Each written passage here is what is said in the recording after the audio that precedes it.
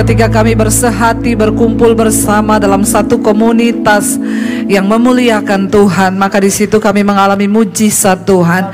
Sebab di mana 2-3 orang berkumpul dalam nama Yesus, Engkau hadir di tengah kami Tuhan. Terima kasih buat sore hari ini, Engkau yang mengumpulkan kami di sini. Kami buka hati bagi firman Tuhan. Urapi hamba-Mu yang tidak ada apa-apanya Tuhan. Tanpa kuasa Roh Kudus-Mu, sungguh kami tidak akan mengerti. Karena itu Roh Kudus, penuhi setiap kami dan beri kami hikmat untuk mengerti setiap firman-Mu. Di dalam nama Yesus, yang percaya Tuhan di tengah kita, memberkati kita. Katakan bersama, amin. Tepuk tangan buat Tuhan Yesus. Saudara, silakan duduk. Shalom. Apa kabarnya saudara? Luar biasa, kita semua dalam pemeliharaan Tuhan ya. Setiap orang yang menerima Tuhan Yesus, dia mengalami perubahan hidup.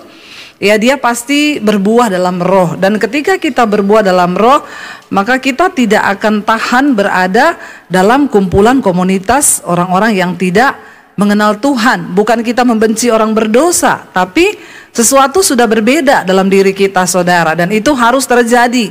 Ya, makanya tema firman Tuhan hari ini adalah komunitas sel dan pertumbuhan iman. Mari kita buka bersama Kisah Rasul pasal yang keempat. Ini ayat dari gereja yang sesuai dengan tema firman Tuhan. Saudara, setelah murid-murid kehilangan Tuhan Yesus ketika Yesus ditangkap, dibunuh, disalibkan, dan dia bangkit, mereka seperti orang-orang tadinya yang kehilangan sesuatu. Tapi ketika mereka berkumpul di loteng dan Roh Kudus penuhi mereka, ada api yang sangat membara untuk mereka mengobarkan Injil, memberitakan Injil. Api Roh Kudus yang membakar mereka untuk mengobarkan Injil. Dan ketika mereka mulai dengan bersemangat dengan api, mereka mulai memberitakan Injil kebenaran, mereka dianiaya oleh imam-imam kepala dan kaisar pada waktu itu. Karena memang itu sudah dinubuatkan. Setiap orang yang mau sungguh-sungguh ya percaya kepada Kristus, pasti dia akan menderita aniaya saudara. Dan itu pasti ya tidak enak bagi kita. Mari kita baca bersama dulu Kisah Rasul pasal 4 ayat 23 mulai. Kita baca secara bergantian, saya baca 23, saudara 24 ya. Sesudah dilepaskan, pergilah Petrus dan Yohanes kepada teman-teman mereka. Lalu mereka menceritakan segala sesuatu yang dikatakan imam-imam kepala dan tua-tua kepada mereka. Ayat 24. Saudara baca 1, 2, 3. Berseluruh mereka bersama-sama kepada, ya Tuhan, Engkaulah yang menjadikan langit dan bumi dan laut. Pembaca Alkitab agak bersemangat ya. Saya tuh hari ini agak loyo saudara. 2 hari saya tepar, saya nggak bangun karena seperti kekuatan tenaga, mungkin karena 3 minggu saya keliling. Ya, ini sore ini saya baru bangkit loh ini. Jadi saya agak loyo, saudara jangan ikut-ikutan loyo ya. Kalau saya loyo, saudara semangat dong, amin. Biar saya bersemangat, saudara mentransferkan kepada saya ini baru bangkit seperti nggak ada tenaga, pusing, bawaannya mual. Hari ini saya bangkit demi saudara loh ya. Jadi saudara yang sehat baca Alkitab agak amin. Ya, lalu ayat yang ke berapa sekarang? 25 ya. Dan oleh Roh Kudus dengan perantaraan hamba-Mu Daud Bapa kami, Engkau telah berfirman, mengapa rusuh bangsa-bangsa, mengapa suku-suku bangsa mereka-reka akan perkara yang sia-sia. Ayat 26.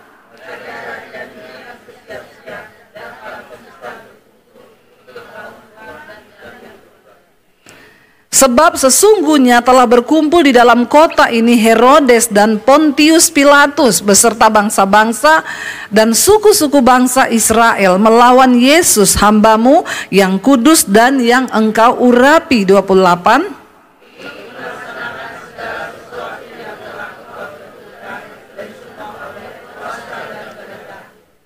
Dan sekarang ya Tuhan, lihatlah bagaimana mereka mengancam kami, dan berikanlah kepada hamba-hamba-Mu keberanian untuk memberitakan firman-Mu. 30. Untuk menyembuhkan orang, dan adakanlah tanda-tanda dan mujizat-mujizat oleh Hamba-Mu yang kudus. Dan ketika mereka sedang berdoa, goyanglah tempat mereka berkumpul itu, dan mereka semua penuh dengan Roh Kudus. Lalu mereka memberitakan firman Allah dengan berani. Sampai di situ dulu. Saudara, ketika Yesus mati, murid-murid sudah dipenuhi Roh Kudus di loteng. Ya, pada waktu itu pencurahan Roh Kudus. Lalu mereka ini mulai memberitakan Injil Kerajaan Allah. Tetapi seperti yang sudah difirmankan, bahkan zaman Daud dahulu, bangsa-bangsa akan rusuh untuk apa saudara? Untuk ya dikatakan memerangi, bahkan untuk membenci orang-orang yang diurapi oleh Tuhan, ya. Lalu Injil itu mulai dihambat, bahkan sampai saat ini kita lihat saudara ya, ketika kita mau memberitakan Injil memang tidak gampang, tidak mudah. Ya, ada saja tekanannya. Kenapa? Karena setan nggak mau orang diselamatkan. Tapi kita harus selalu punya api Roh Kudus untuk memberitakan Injil. Orang itu tanya sama saya, saudara, bayangkan saya ini bulan ini 3 minggu saya itu nggak pulang Jakarta loh. Saya keliling ya penginjilan. Mereka bilang, ibu tuh nggak capek toh. Kalau ditanya capek ya capek saudara. Enak tidur di rumah atau jalan-jalan di Plaza Indonesia ya toh. Seperti saudara-saudara ini. Ya enak nge-mall, ngafe, ngopi, ya toh. Tapi ya itulah panggilan saya sebagai seorang penginjil. Ya saya harus pergi. Saya tepar kemarin 2 hari benar-benar tidur ya. Dan besok pagi subuh saya harus berangkat ke Luwuk Banggai. Di kabupaten di Luwuk Banggai itu di kepulauan saudara. Ya orang bertanya, ibu kenapa ibu bersemangat? Karena sudah ada 1.300 pendeta dari pedalaman, dari berbagai organisasi berkumpul di sana untuk kami mengadakan seminar 3 hari dan KKR 2 malam. Apa yang membuat saya menyala saudara? Ya karena api penginjilan itu loh. Tapi hari-hari ini saya lihat itu tidak ada loh di orang Kristen. Saya bingung yang berubah ini Roh Kudusnya atau orang Kristennya? Halo? Ya saudara, kita ini semua disuruh memenangkan jiwa loh. Itu bukan tugas saya toh atau Pak Konrad aja. Tapi setiap kita yang percaya kepada Tuhan Yesus, kita dipanggil untuk memenangkan jiwa loh. Karena waktu kita nanti menghadap Tuhan mati, Tuhan tidak tanya jumlah depositmu berapa. Tuhan nggak tanya jumlah rumahmu berapa. Dia nggak tanya mobilmu merek apa. Dia nggak tanya jabatanmu di dunia apa. Itu semua tidak masuk hitungan Tuhan. Tetapi Tuhan akan tanya, berapa banyak jiwa yang sudah kau bawa bagiku. Di mana kita ini sambil bekerja, sambil melayani, kita harus terus memberitakan Injil kebenaran. Amin saudara. Ya, kemana kita harus beritakan? Nggak usah berdoa begini, Tuhan kirim aku ke Bangkok. Kata Tuhan, kejauhan keles. Ya, saudara nggak perlu berdoa ke Bangkok dulu, atau ke Singapura, atau ke Amerika. Kirim aku Tuhan ke Alaska. Cuma ada beruang di sana.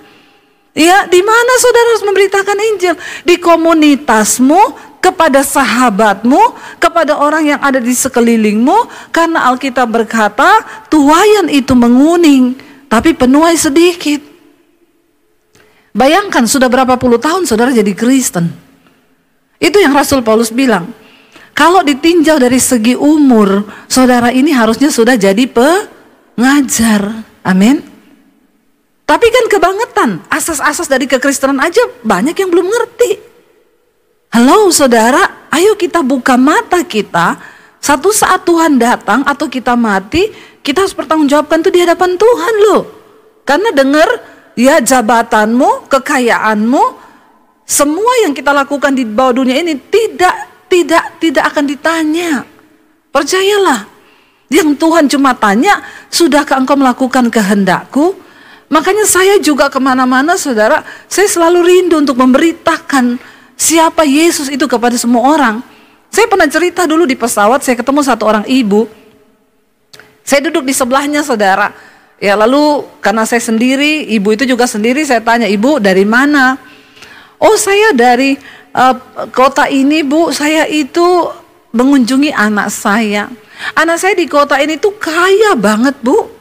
Ya semua anak-anaknya sekolah di luar negeri. Anak saya itu yang di sini kaya banget itu main minyak bu. Saya bilang oh licin ya. Licin main minyak saudara. Lalu dia mulai pamer sama saya. Satu cucu saya di Belanda, satu di Australia, satu sekolah di Amerika. Jadi saya ini kerjaannya setiap bulan itu keliling-keliling Bu, jalan-jalan sambil lihat cucu. Dia pamerkan semua saudara, kesuksesannya di dunia. Lalu ketika dia diam, saya tanya gini, wow berarti ibu bahagia banget ya dengan hidup ibu ini di dunia. Anak-anak semua sudah jadi orang, ada yang minyak, ada yang ini. Ibu pasti ya sangat sempurna. Lalu dia bilang begini, tapi enggak gitu juga Bu. Saya ini datang ke kota ini, ibu tahu nggak buat apa? Saya menghadiri sidang perceraian anak saya. Lalu dia mulai sedih. Jadi setiap orang itu ternyata punya kisah masing-masing dalam hidupnya. Sekalipun dibalut dengan kebahagiaan palsu di luar, tapi di dalam ternyata punya kisah. Lalu saya bilang, oh anak ibu yang main minyak itu? Iya Bu, ini mau cerai. Kasihan anak-anaknya semua masih muda-muda, belum menikah, papa mamanya mau cerai. Anak saya lagi yang satu di Jakarta, istrinya selingkuh Bu. Lalu saya tanya sama ibu itu, maaf ya Bu, ibu percaya Tuhan? Iya. Lalu kalau ibu mati, ibu percaya nggak masuk surga? Terus dia bilang, kalau saya tuh kan percaya ya Bu, nanti kalau saya mati, saya diciptakan kembali. Saya lahir kembali. Jadi apa Bu? Ya kalau saya hidupnya baik, amalnya baik, saya jadi manusia lagi yang lebih mulia dari saya. Tapi kalau saya amal ibadahnya enggak baik, nanti saya dicipta lagi jadi binatang. Oh binatangnya apa ya Bu? Ya apa aja Bu, bisa anjing ya, kalau dicipta jadi anjing puji Tuhan ya Bu, apalagi anjingnya lucu. Ya pasti ditaruh di kamarnya orang kaya, dibikinin kamar. Sekarang kan banyak orang lebih sayang anjing daripada sayang orang kan. Ya buat anjing segala-galanya, ada yang diulang tahunin, dipestain saudara ya. Saya bilang coba ibu bayangkan kalau ibu terlahir jadi kecoa. Ya, orang kalau ketemu dogi yang lucu bisa gini, halo dogi, lucu, lucu, lucu. Tapi kalau jadi kecoa, saudara pernah ketemu kecoa dan gini, halo kecoa, imut banget. Ada begitu? Pasti saudara kelainan jiwa. Orang itu kalau ketemu kecoa pengen apa? Ampuni mereka Tuhan. Ya, orang kalau ketemu kecoa pengen bunuh. Saya itu langsung ambil semprotan baygon. Saya semprot sampai mati. Nggak ada orang ketemu kecoa pengen nyayang. Ibu bayangkan Bu, kalau ibu terlahir jadi kecoa, lalu dia berpikir, iya juga ya Bu Debbie ya. Atau terlahir jadi tikus. Bu, saya mau kenalkan sama ibu jalan kebenaran. Lalu saya bersaksi sama dia bagaimana Tuhan selamatkan saya.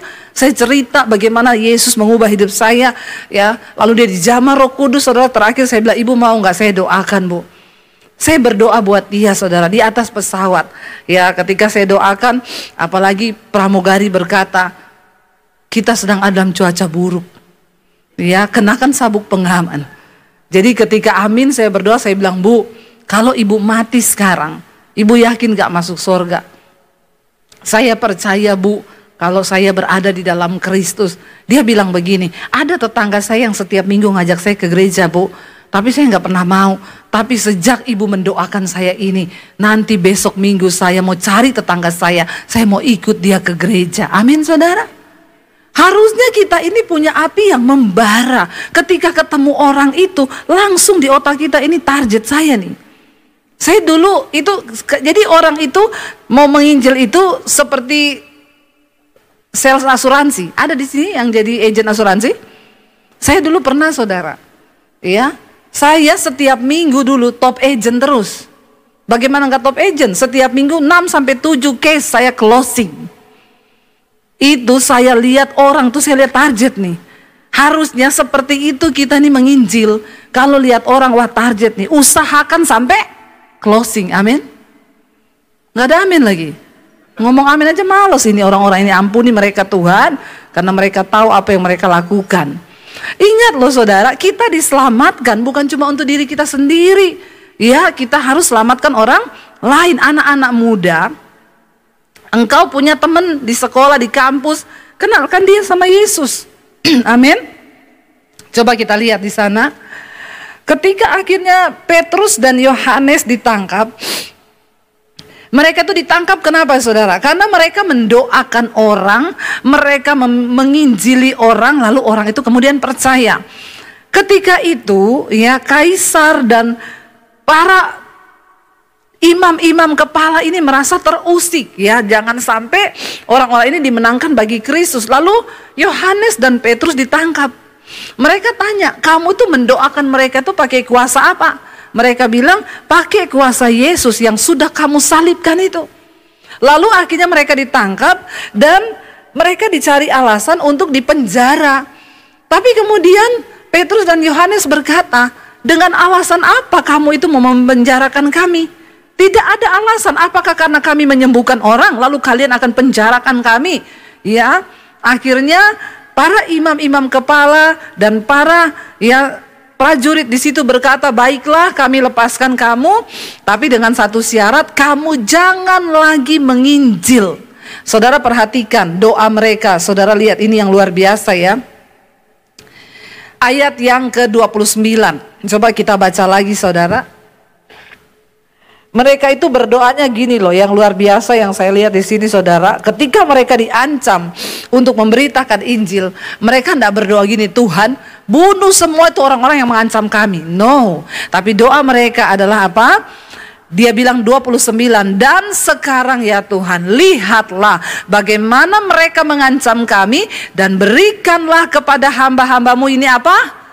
Keberanian untuk memberitakan firman-Mu. Mereka tidak berdoa supaya orang-orang itu mati. Jangan saudara, sebaliknya minta roh keberanian. Karena hari-hari ini untuk mengucapkan Injil dari mulut kita rasanya itu berat. Iya apa iya? Saudara ketemu temanmu mau ngomong Tuhan Yesus berat enggak? Halo? Berat kan? Anak-anak muda, kau takut dihakimi. Nanti dibilang sok rohani, sok suci, sok kudus. Tidak boleh loh. Karena kita harus menginjil sebelum Tuhan datang kali yang kedua. Kita sedang berpacu dengan waktu. Tuhan masih mengulur waktu supaya semakin banyak orang diselamatkan. Dan ini tugas kita. Lalu saudara dikatakan di sana, akhirnya mereka pulang kepada teman-teman mereka dan mereka berdoa bersama-sama di dalam satu komunitas sel, kumpulan orang-orang benar. Waktu mereka sedang berdoa, goyanglah tempat mereka berkumpul itu dan mereka semua penuh dengan Roh Kudus. Lalu mereka memberitakan firman Allah dengan berani. Kenapa mereka berkumpul bersama?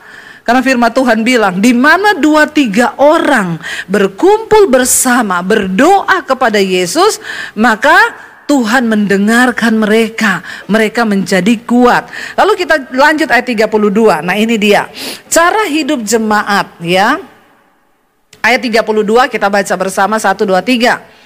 Adapun kumpulan orang yang telah percaya itu, mereka sehati dan sejiwa, dan tidak ada seorang pun yang berkata bahwa sesuatu dari kepunyaannya adalah miliknya sendiri, tetapi segala sesuatu adalah kepunyaan mereka bersama. Ini susah enggak saudara? Kalau zaman sekarang susah enggak? Susah loh. Punya saya, punya saudara juga punya saya. Untung di saya dong. Ya, punyanya saudara jadi punya saya juga. Nggak ada yang bilang punyaku, ya. Tapi ini gereja mula-mula. Sekarang ini nggak tahu ya. Orang semua lebih ya kepada kepentingan diri sendiri. Ayat 33 kita baca. Dan dengan kuasa yang besar, rasul-rasul memberi kesaksian tentang kebangkitan Tuhan Yesus, dan mereka semua hidup dalam kasih karunia yang melimpah-limpah karena mereka sehati dan sejiwa. Sekarang ini jangankan di satu komunitas, di rumah tangga aja suami istri itu jarang yang sehati sejiwa. Ya, sehidup semati, satu hidup satu. Ya itu yang terjadi. Tapi zaman dulu dalam komunitas mereka sehati sejiwa. Lalu dikatakan ayat 34. Nah ini saudara sebelum syok membacanya persiapkan mentalmu. Ya, kita baca bersama 1, 2, 3.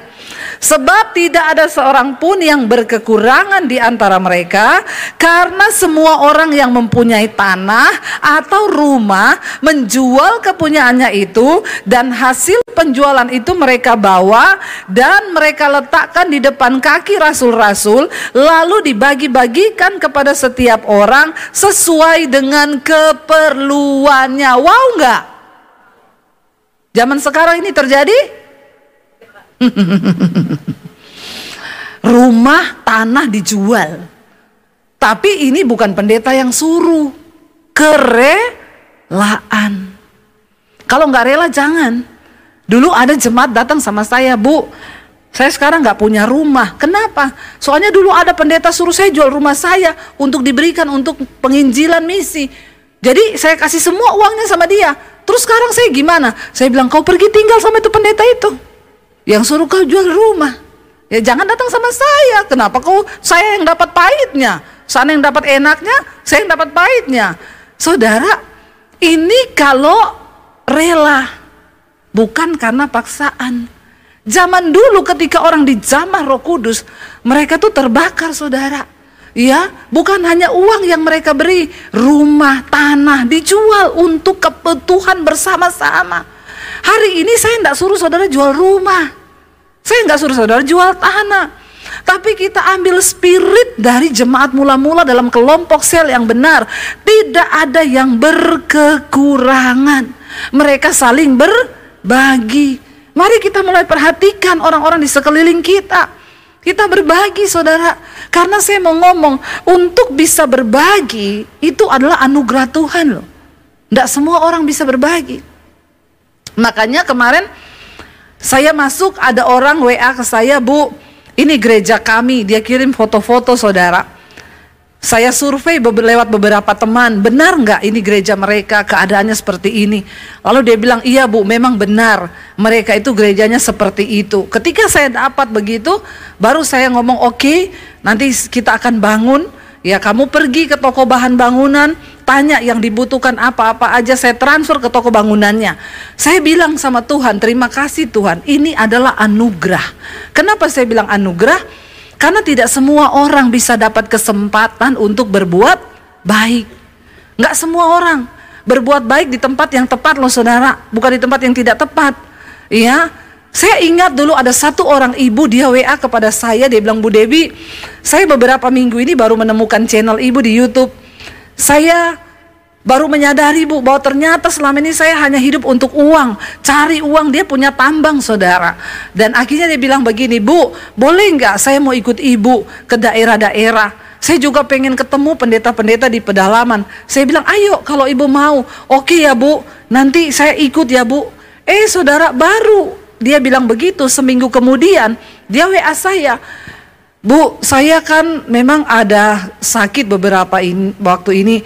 Saya check up ke dokter kemarin, dokter menyatakan saya kena kanker otak stadium akhir.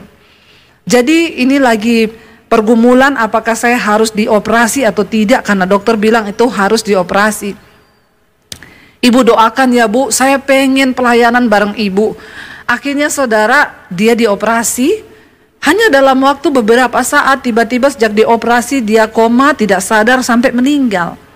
Saya itu bertanya sama Tuhan, gini, Tuhan, bahkan untuk berbuat kebaikan pun, itu semua ternyata ada waktu Tuhan. Ada orang yang rindu, kepengen membalas cinta kasih Tuhan, tapi nggak dapat kesempatan, saudara.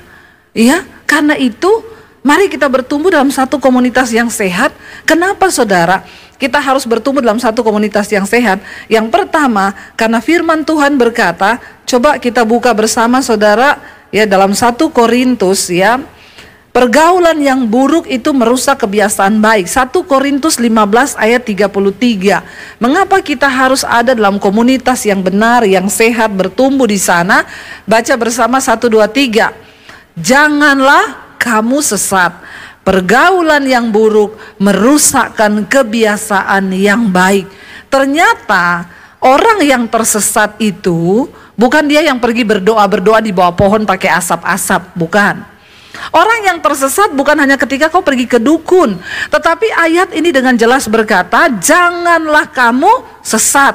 Pergaulan yang buruk merusakkan kebiasaan baik. Jadi waktu kita salah bergaul di satu komunitas yang salah, kita ini akan gampang tersesat. Karena kebiasaan baik kita perlahan akan mulai berubah menjadi buruk. Hati-hati dengan komunitas di mana saudara berada. Di kantormu, di kampusmu, waktu engkau mulai hidup dengan prinsip kebenaran firman Tuhan, bertahanlah di sana. Saya banyak orang datang, Bu, tadinya saya ini tidak merokok, tapi karena semua teman-teman saya merokok, terpaksa saya merokok. Kamu nggak perlu ikut merokok ketika kamu ada di komunitas yang begitu. Saya ini tadinya nggak suka dugem, Bu, tapi sejak saya bergaul dengan teman-teman di kampus saya, mereka suka dugem. Akhirnya sekarang saya dugem. Jadi tiap malam dia dugem, dunia gemetar. Ya, jangan saudara. Mari kita berdoa supaya kita ini terjaga dalam, kenapa kita harus ada dalam komunitas yang sehat? Karena pergaulan yang buruk itu merusak kebiasaan baik. Yang kedua, kenapa kita harus ada di komunitas yang sehat? Karena kita butuh nasihat yang benar. Dalam hidup ini sering kita menghadapi persoalan masalah, kita perlu mendapatkan nasihat. Kalau engkau ada di komunitas yang benar, nasihatnya juga benar. Tapi waktu kau ada di komunitas yang salah, ya, misalnya anak muda curhat, aduh gua tuh di rumah orang tua gua ribut terus, mau ngapain ya udah dugem aja, lu mabuk ngapain juga lu urusin. Salah lo. Tapi ketika engkau bergaul dalam komunitas anak Tuhan, kita akan saling mengingatkan, doa datang sama Tuhan. Ya, saudara, hari-hari ini untuk mendengarkan nasihat yang baik itu sudah jarang. Yang ketiga, kenapa kita harus ada dalam komunitas yang baik, bertumbuh dalam iman? Karena kita diciptakan sebagai makhluk sosial. Kita nggak bisa hidup sendiri, kita membutuhkan Tuhan, kita butuh bersinergi dengan orang lain, sebab mujizat juga terjadi lewat orang lain. Saya berdoa saudara, biarlah kita hari-hari ini menetapkan hati kita, di mana kita mau bertumbuh, masuklah dalam komunitas yang benar, di sel-sel, di komunitas yang baik. Jangan hanya ke gereja seminggu sekali. Tidak cukup, saudara perlu bersekutu dengan orang-orang percaya, di mana kita saling membangun di situ, saling memuji, menyembah Tuhan, dan iman kita semakin dikuatkan. Kalau hari ini engkau berada di komunitas yang salah, keluar dari situ saudara. Saya pernah melayani seorang laki-laki, dia homoseksual, dan dia datang sama saya, dia mengaku, Bu, saya ini seorang homo, tapi saya mau bertobat. Yesus berkata, dia datang ke dunia bukan untuk orang baik, sebab orang sakit yang butuh dokter. Tapi orang akan sembuh kalau dia merasa dia sakit. Masalahnya banyak orang sakit tidak merasa sakit. Dari mana awal pemulihan itu terjadi? Waktu kita punya kerinduan mengakui bahwa kita sakit. Tapi kalau orang bilang lu sakit loh, enggak, saya sehat kok. Lah bagaimana kau bisa sembuh? Ya, kalau kita ada dosa, sadarilah dosa itu, pengenlah untuk bertobat. Pengen berobat, bukan cuma bertobat tapi berobat supaya kau sembuh. Dia menyadari dia sakit. Dia bilang, saya mendengarkan khotbah ibu dan saya mau pengakuan, Bu, saya sakit, Bu, saya homo. Apa yang harus saya lakukan? Orang-orang berkata homoseksual nggak bisa sembuh. Saya bilang tidak ada perkara yang mustahil bagi Tuhan. Kau bisa sembuh. Dosa apapun juga yang hari ini sedang saudara hidupi, saudara bisa dilepaskan asal kau mau bertobat. Amin. Lalu saya bilang, yang pertama harus kau lakukan, keluar dari komunitas itu. Kamu punya komunitas? Punya, Bu. Kami sering party. Ya, di gym juga saya punya komunitas ya, kita-kita ketemu. Ya, biasa yang six pack itu. Ya, makanya cewek-cewek jangan cari cowok six pack, biasanya udah punya cowok. Ya, cari aja yang one pack, itu normal itu. Ya, jadi saudara, dia bilang, iya ada komunitas kami, Bu. Yang pertama, kamu keluar dari situ, keluar dari grup WA-nya. Ya, kalau perlu blokir semua. Untuk hidup benar, memang ada harga yang harus dibayar. Kita harus benar-benar putus hubungan. Jangan mau, ya. Saudara nanti akan terus dibawa kalau saudara akhirnya dia lakukan itu saudara.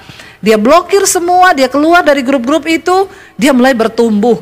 Dan saudara tahu, dia disembuhkan Tuhan. Terakhir dia WA saya, Bu, puji Tuhan, sekarang saya sudah menikah. Yang duluan saya tanya, suamimu, istrimu cewek apa cowok? Puji Tuhan dia bilang cewek. Haleluya, berarti sembuh saudara ya. Tapi ya karena dia mau niat keluar. Jadi anak muda dan juga orang tua yang terikat dosa hari ini, pilihlah komunitas yang benar.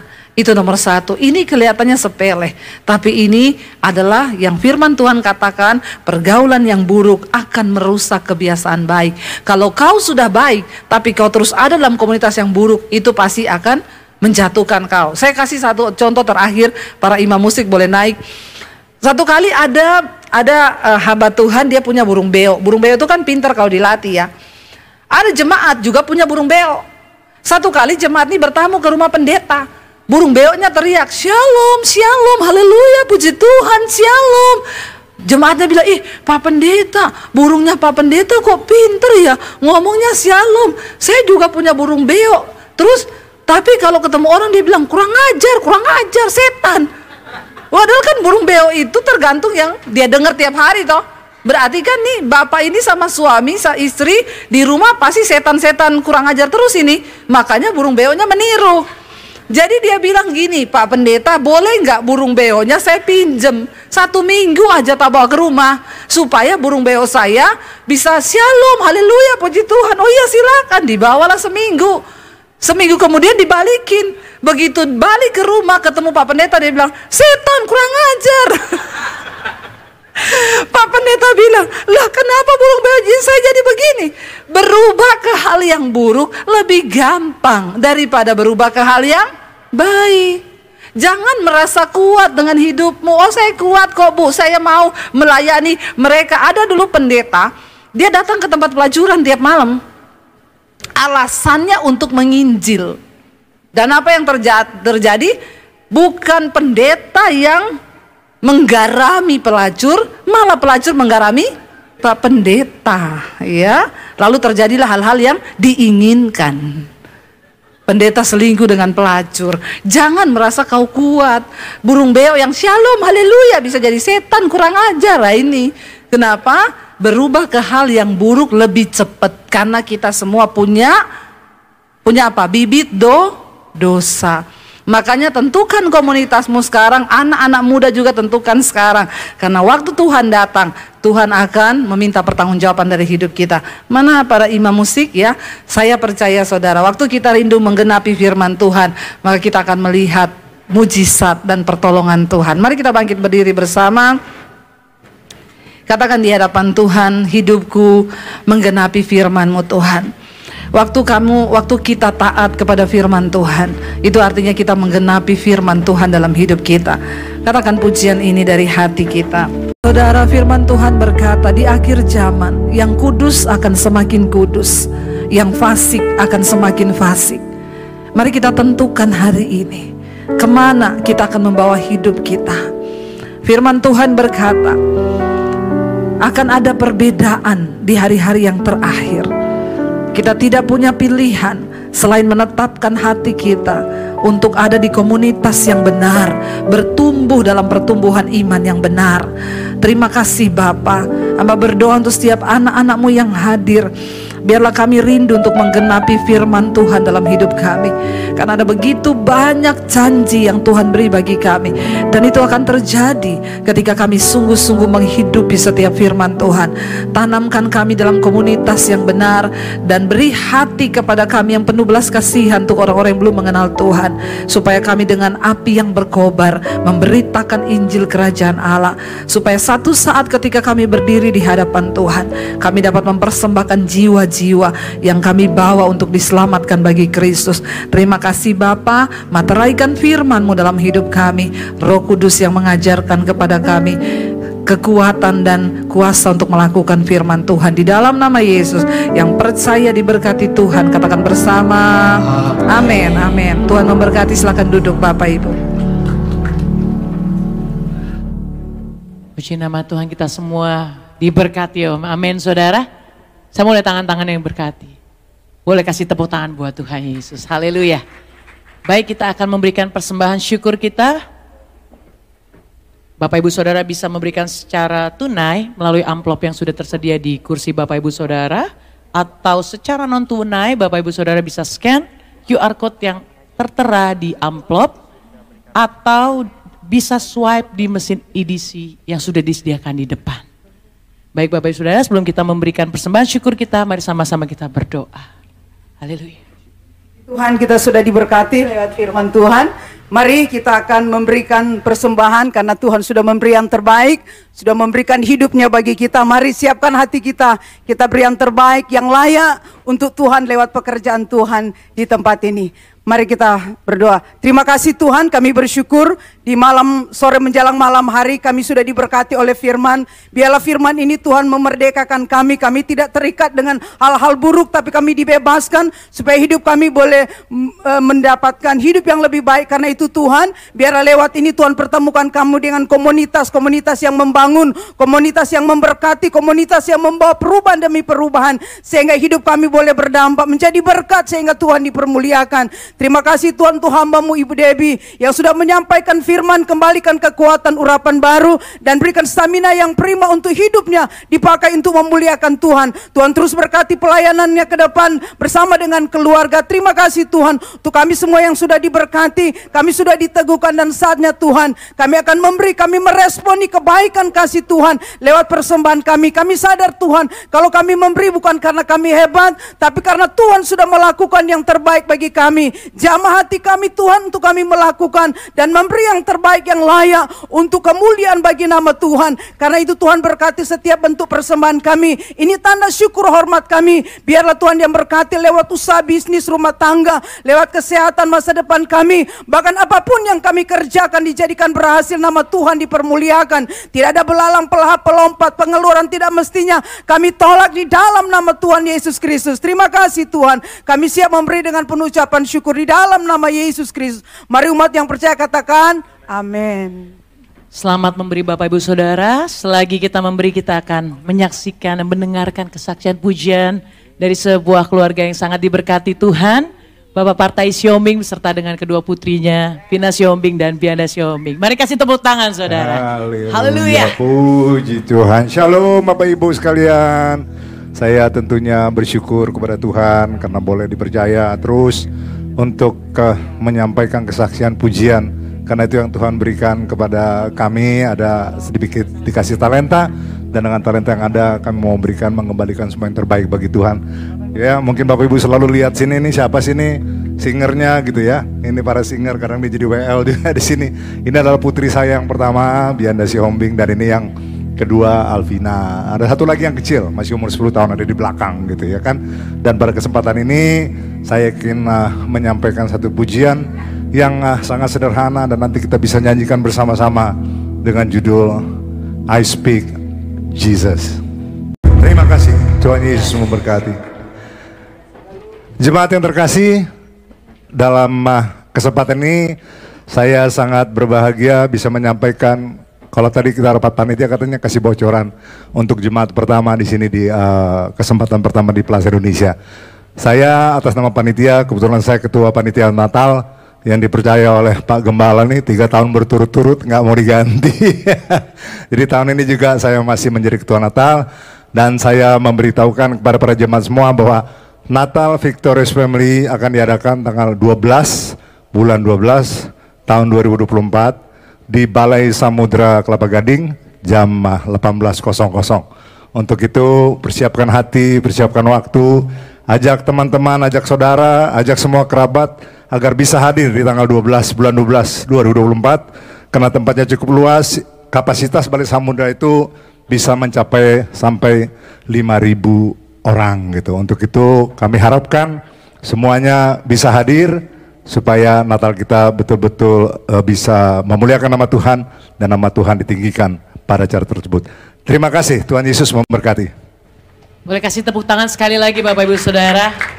Baik, ada beberapa informasi yang harus saya sampaikan, tapi sebelum itu saya hendak menyambut jemaat yang baru pertama kali hadir. Hari ini Bapak Ibu Saudara, adakah yang baru pertama kali hadir? Boleh angkat tanganmu saudara. Wow, ada di depan. Baik, puji Tuhan untuk yang pertama kali bersekutu beribadah bersama kami di tempat ini. Tuhan Yesus memberkati kalian Bapak Ibu. Inilah gereja Tuhan, Tuhan Yesus adalah kepala gereja di tempat ini. Dan kami hanya Tuhan titipkan dan mempercayakan mengembalakan jemaat Tuhan. Bersama seluruh rekan sekerja Tuhan untuk bertumbuh bersama. Kalau gereja Tuhan, Tuhan kepala gereja, Alkitab berkata Matius 16 ayat 18, Dia yang mentabiskan gereja Tuhan ini dan alam maut tidak berkuasa dalam kehidupan jemaat Tuhan. Oleh karena itu, yakini, imani, percaya jemaat ini adalah tetap milik Tuhan. Kami juga hanya sebagai teman sekerja Tuhan untuk bertumbuh bersama supaya kembalinya kita dari tempat ini kita menjadi saksi Kristus melalui kehidupan Bapak Ibu. Kita yakini, imani, percaya pada waktu Tuhan banyak jiwa dimenangkan untuk hormat, kemuliaan, kelebaran kerajaan surga. Dan setiap hari Minggu ibadah di tempat ini jam 11, jam 1, jam 3, jam 5. Terima kasih teman-teman kasih Tuhan yang tetap setia beribadah bersekutu bersama kami. Tuhan memberkati. Baik, untuk pengumuman yang pertama Bapak Ibu Saudara, sosial media dari GBI Viva Pasa Indonesia. Bapak Ibu Saudara bisa memfollow @viva.pasa-indonesia untuk informasi-informasi terkini terkait kegiatan dari GBI Viva Pasa Indonesia. Dan untuk YouTube, Bapak Ibu Saudara bisa search di ACS TV. Bapak Ibu Saudara bisa menyaksikan kembali ibadah hari ini di jam-jam sebelumnya ataupun di minggu-minggu sebelumnya. Saya percaya kita pasti diberkati. Dan apabila kita diberkati, kita juga rindu untuk jadi berkat buat banyak orang, buat keluarga. Bapak Ibu Saudara bisa share linknya melalui WhatsApp atau platform yang lain, Bapak Ibu Saudara. Dan kita sama-sama juga mau jadi berkat buat banyak orang. Haleluya. Dan untuk gereja anak di ibadah 1 dan ibadah 2, ibadah 1 pukul 11 dan ibadah 2 pukul 1 siang.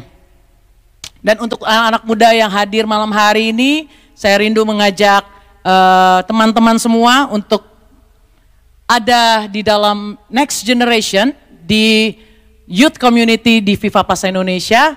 Saya rindu semua yang datang ke sini anak-anak muda itu menjadi anak-anak muda yang takut akan Tuhan. Menjadi anak-anak muda yang berbeda dari anak-anak muda di dunia ini. Dan sama-sama kita mau jadi gambarannya Kristus buat orang lain. Amin. Haleluya. Next, untuk jadwal pembicara, minggu depan Bapak Ibu Saudara, jam 11 kita dilayani oleh Evangelis Rudi Hidayat, jam 1 oleh Pastor Arasya Haan, jam 3 oleh Pastor Feba Afan, dan ibadah terakhir jam 5 kita akan dilayani oleh Pastor Tamara Geraldine yang akan disertai dengan perjamuan kudus. Baik, itu saja pengumuman, dan setelah ini akan ada video. Bapak Ibu Saudara silakan multimedia. Haleluya. Selamat hidup. Haleluya. Saudara boleh saya jumpa.